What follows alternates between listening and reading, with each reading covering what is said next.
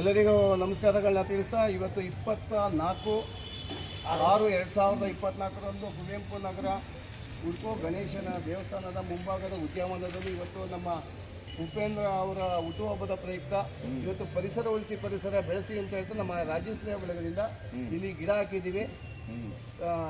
ಉಪೇಂದ್ರಣ್ಣ ಅವರಿಗೆ ಹುಟ್ಟುಹಬ್ಬದ ಪ್ರಯುಕ್ತ ಪರಿಸರಕ್ಕೆ ಕೈ ಜೋಡಿಸಿದರೆ ಒಳ್ಳೆಯದಾಗಲಿ. ತಾಯಿ ಚಾಮುಂಡೇಶ್ವರಿ ಅಮ್ಮ ಅವ್ರಿಗೆ ಆಯಸ್ಸ ಅಧಿಕಾರ ಸಹ ಕೊಟ್ಟು ಕಾಪಾಡಲಿ ಅಂತ ಸಹ ಹೇಳ್ತಾ ಇದ್ದೀನಿ.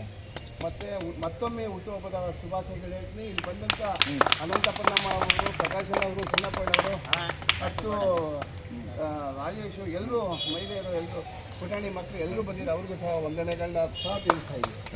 ಉಪೇಂದ್ರಣ್ಣ ಅವರು ಪರಿಸರ ಬಗ್ಗೆ ಒಂದೆರಡು ಮಾತಾಡಿ. ಪರಿಸರದ ಬಗ್ಗೆ ಮಾತಾಡೋಣ.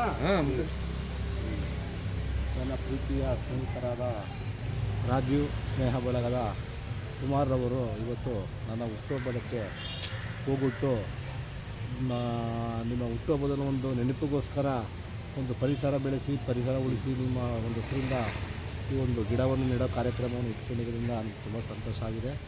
ಪರಿಸರ ಎಲ್ಲರಿಗೂ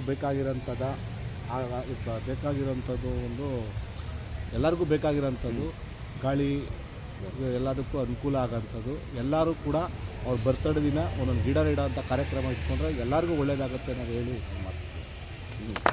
ಓಕೆ, ಧನ್ಯವಾದಗಳನ್ನ ತಿಳಿಸ್ತಾ ಇದ್ದೀನಿ ಮತ್ತೊಮ್ಮೆ.